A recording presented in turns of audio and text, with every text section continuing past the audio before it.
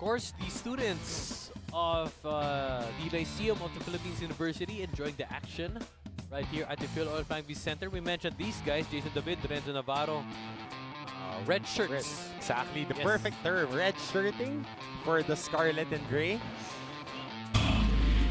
More firepower next year. Pagka-graduate natin nila Mike Harry Suzu, nila CJ Perez.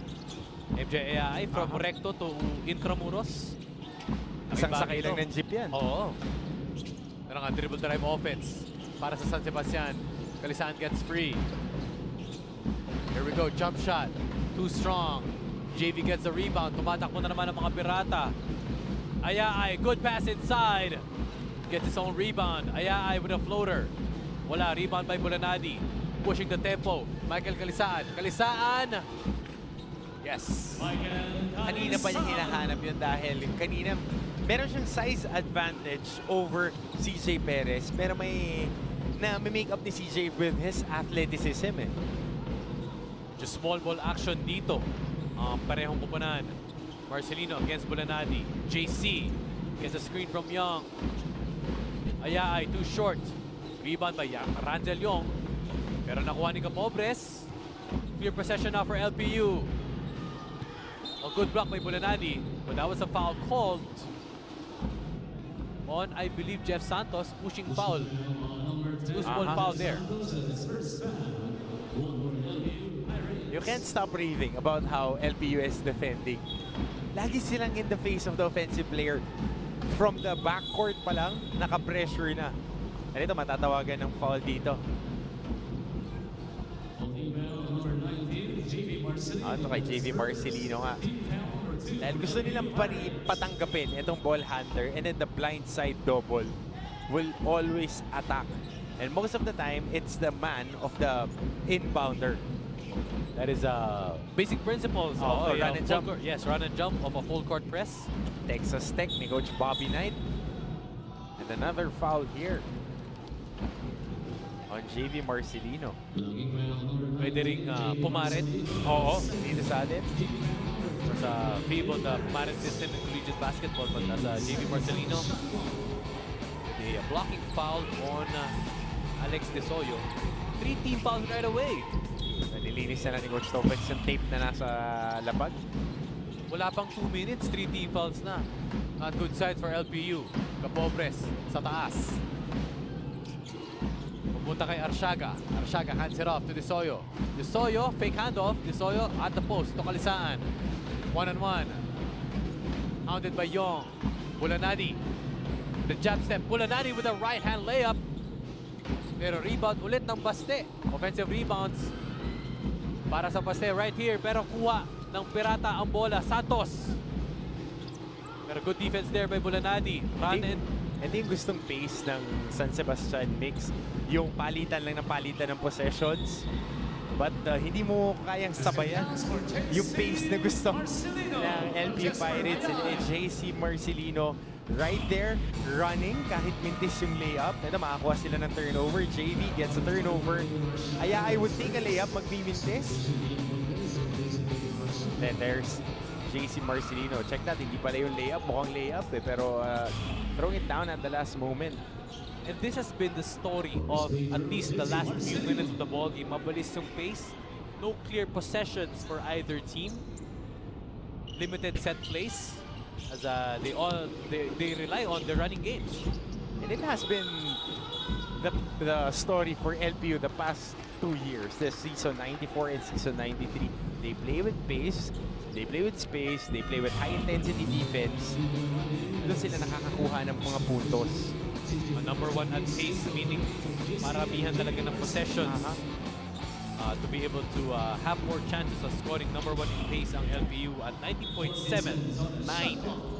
They average 90.79 points per game. At ang sakit pa sa ulo doon, number 1 na sila sa pace. Number 1 pa sila sa offensive efficiency dahil bawat puntos nila, tingnan mo yung mga field goals nila, napakatataas and free throw shooting din.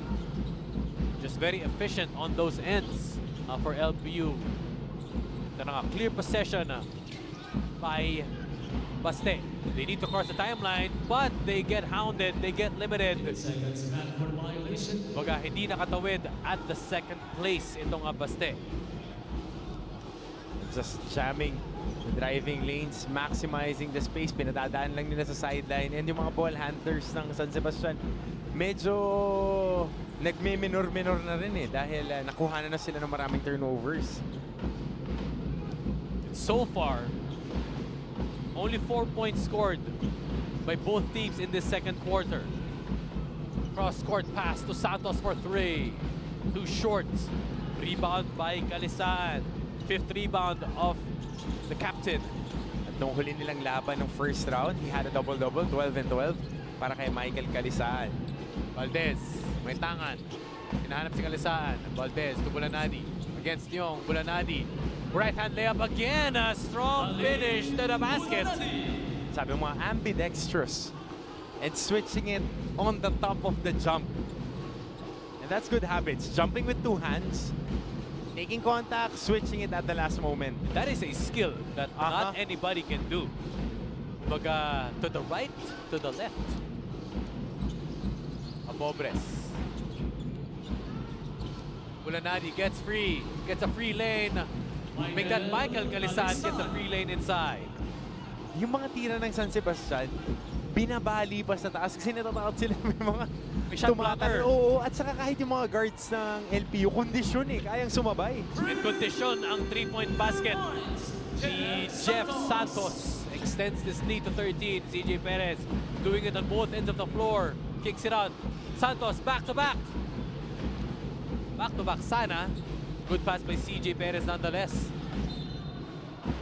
But the ball will remain with the Stags. Alin ng tao dito ngayon, Mix, Preta at si Mike Harizuzu. Papasok tayo dito sa ating timeout.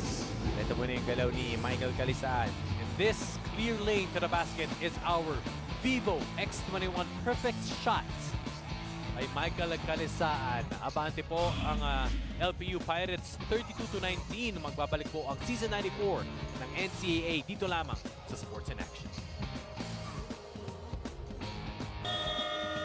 Kayo'y nakatutok sa NCAA Season 94 dito lang sa SNA.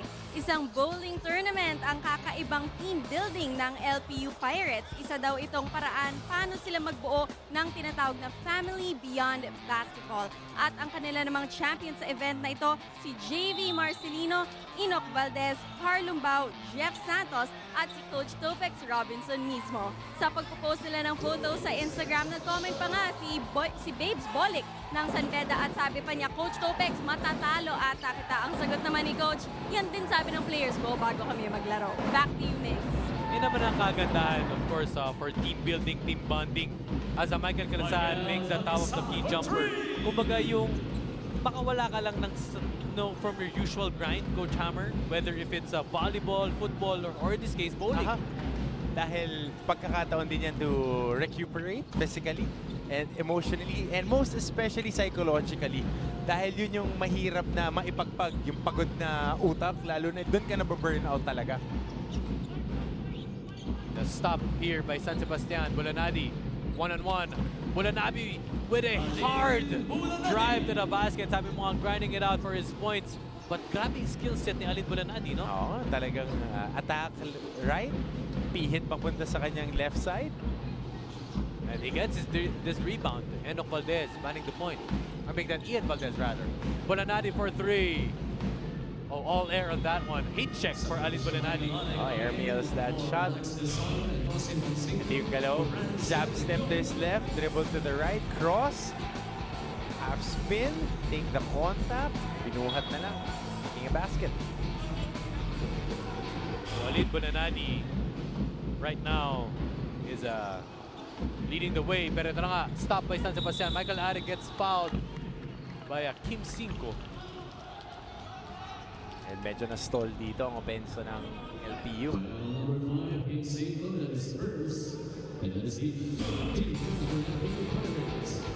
And that's the hustle here ng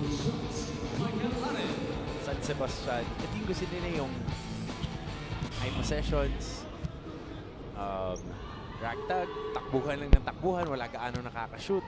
So, it plays well into their hands. And RK Ilagan, of course, getting back in shape. Dahil nakita natin, mas naging stockier siya ngayon eh. Oh, Mas parang malapad. lumaki. Oh, lumapad. That is maybe one of the improvements that RK Ilagan has worked on during his mini off-season. Bulanadi with 7 points. Offensive foul called on Tosi Tancinco against Michael Are. Tosi Tancinco. It's very basic eh. Yung, ito makikita mo, yung blur screen. Dahil big guys would want to set that blur screen on the opposite side. Especially pag nandoon yung shooter sa dribble drive offense for them to pop out on the corner. Yun yung mga 4 guys, yung mga malalaki na may tira sa labas. Well, it seems from that replay, parang hindi yata nakita ni Tancinco si Are. Oh, Pero nagulat na lang siya. Traveling violation there on Coste. And keeping themselves at bay. Big Steve so far this ball game was 14 by LPU. Never pa po lumamang ang Baste. Pero yun nga, nababa sa kalahati ng Baste ang lamang 32-25. 5 drives to the middle, kicks it out to Preta. Preta gets hounded. Traveling violation called on Spencer Preta. Oh, kanina na-traveling si Kalisaan. Dito naman sa pagbalik. Great defense by the Golden Stags. 3 tao nakapalibot kay Preta. Naubusan ng space, napilitan maglakad. Nasa penalty na ang LPU Pirates, so another foul or many more fouls in the second quarter will send Bastet to the line. And speaking of fouls, that was a foul. Oh, hand check. And check. Here kay Spencer Preta. And how vital are free throws, especially at this disadvantage by LPU? Well, of course, dahil penalty sila, bibigay sila ng chances for the lead to be cut down. Nakapatay ang oras. Mas may advantage ngayon ng San Sebastian attacking to the paint, which is what they have been doing the whole afternoon. It's either Alin Bulanati or Michael Kalisaan really gashing the defense and just attacking. This is also one way to be able to generate points, makahabol. Converting of free throws, lalo na kapag nakapatay ang oras, as RK Ilagan sinks both. If I'm not mistaken, that is the first 2 points of RK Ilagan in this ball game. Para sumuna na yata ang Baste, no, Coach Hammer? Naka 2-3 na nga sila dito. And that's one of the adjustments na ginawa ni Coach Egay Macaraya. Oh, and a bad pass there by Alvin Capobres. Hindi nahawakan ng maigi yung pasa na yun. Errant pass there by Capobres to kay Bulanadi sana at the corner, but losing control on that one. As we can see, JC and JV checking in the ball game. I know they had a monster highlight ng all-star game. So titignan natin yan mamaya. Umabot pa yung international. So we'll see later on what that highlight is. JC pulls it up, has space for 3. Wala, rebound by Zuzu. Recycles that basketball with an N1 opportunity. Iba na malaki sa ilalim. Mike Halisusu just hanging around, doing what he does best, finishing underneath the rim. Team nilang ang basketball, kumbaga right place at the right time. Kung 6'7" ka rin talaga na athletic, magiging simple sa iyo yung basketball. At doon ka sa posisyon na talagang advantage ang size sa ilalim. So Mike Halisusu is of course a force down low. Only his 3rd point of the ball game. Gets a stop. LPU tumatakbo. JV. Oh, good pass to JC inside. Wow, what connection. It's like they have an ESP. Kumbaga may third eye itong si JV Marcelino, just finding JC inside. Another N1 opportunity for the Pirates. Ito medyo hesitation crossover, finding the guy na literal nakarugtong ng puso niya nung pinangnak. At the Marcelino boys really giving a lift dito kay Coach Topex dahil medyo na-stall na nga yung offense nila dito sa 3rd quarter. They are just the spark plugs, just the answers to their woes. Nonetheless, extends his lead to 8 points. I'll make that 10 points. 3:18 left in the second quarter. Are Napalakas ang pasa kay Calma. Nasalo, pero sumobra ang layup.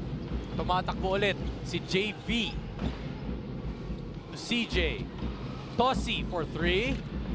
Corner shot, no good. Rebound by Bulanadi. A good box out there by the Golden Stags, preventing an offensive rebound by Mike Harry. Floater by RK. 2 free throws as he gets fouled by JC. And attacking downhill naman, yung si RK Ilaga not settling for the jump shot and earning 2 free throws. Timeout si Coach Topex Robinson. 37-27 lamang ang LPU.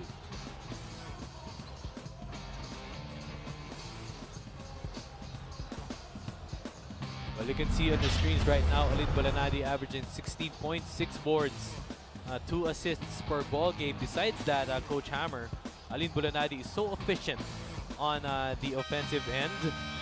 Total of, well, 34% on the perimeter area. Not bad for a stretch 4, all-around 3.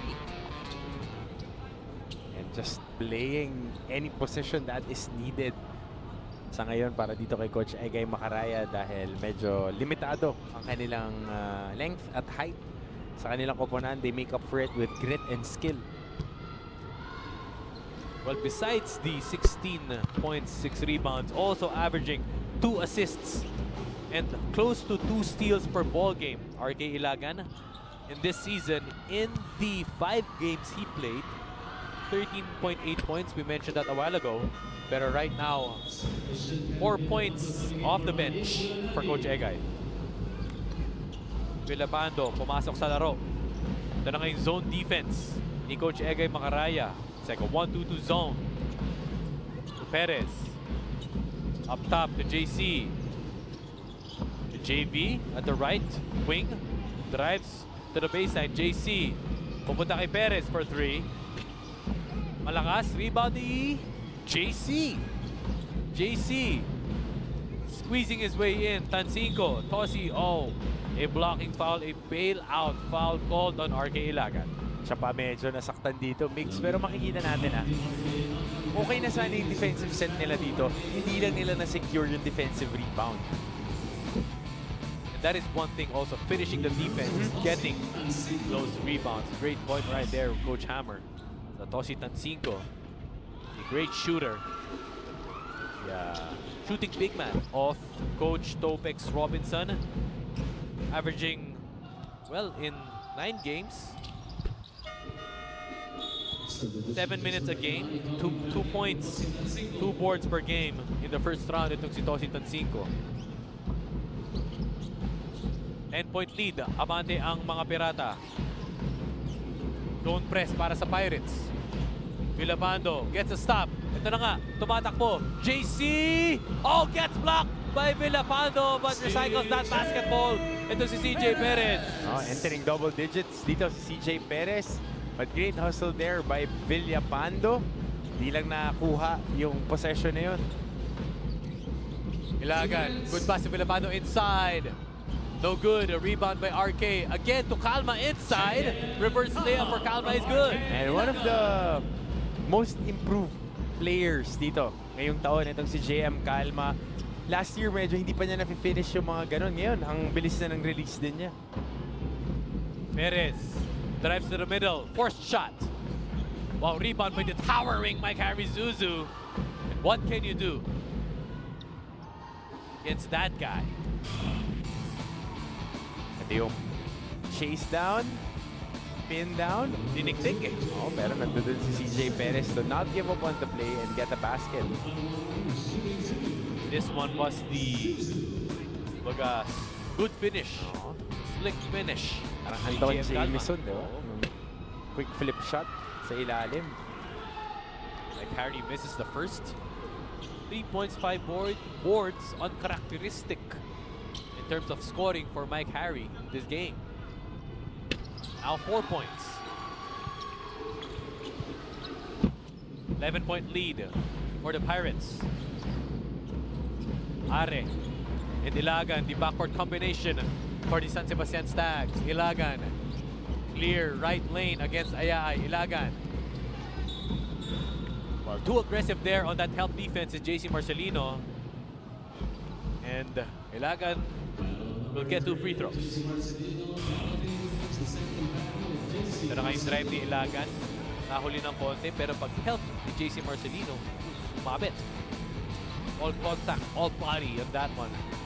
RK Ilagan, first free throw, that's good.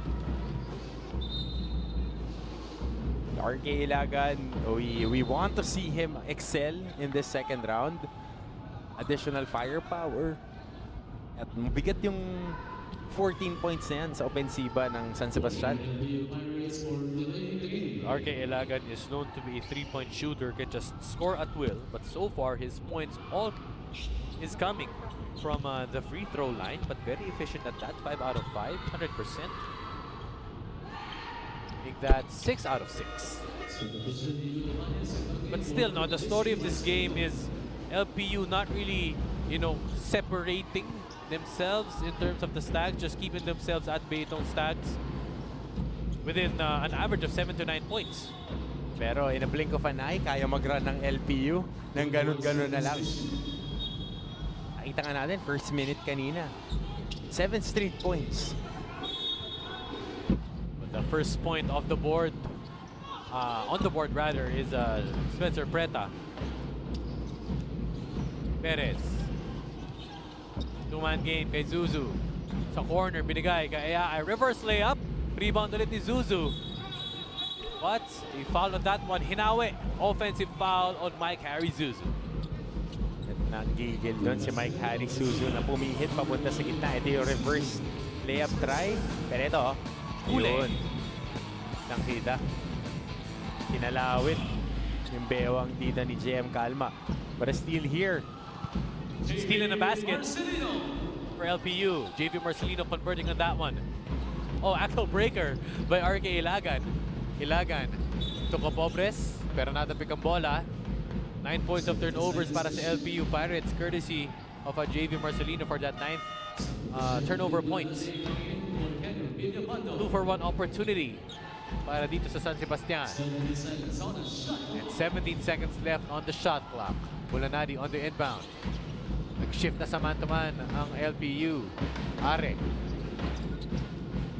On the switch. 2-man game kay Capobres. Are. Are gets a clear lane. Are. Oh, adjust the shot mid-air, but then too easy. Swatted away by Mike Zuzu. And that's the safety valve that you need para makagamble ka. Ito, gumambol dito si MJ Ayay ng sundot. But if you have a guy who can block shots like Kevlar, like a Kevlar vest. 3-pointer by Alvin Capobres. Trims the lead down to 6. JV Marcelino skies high in the air. Bigla na lang tumatalon tong batang to eh. Yung magkapatid na to, talagang pagkakuha ng bola, inaangat na lang eh. Alam mo kung uso pa yung shocks na sapatos. Bagay na bagay. Bagay na bagay. May spring ang mga paa. Itong twins na ito as Alvin Capobres makes that corner 3. Just like that, when they want to get some momentum, but on the other end, makes them pay as JV Marcelino will go to the line for 2 free throws. So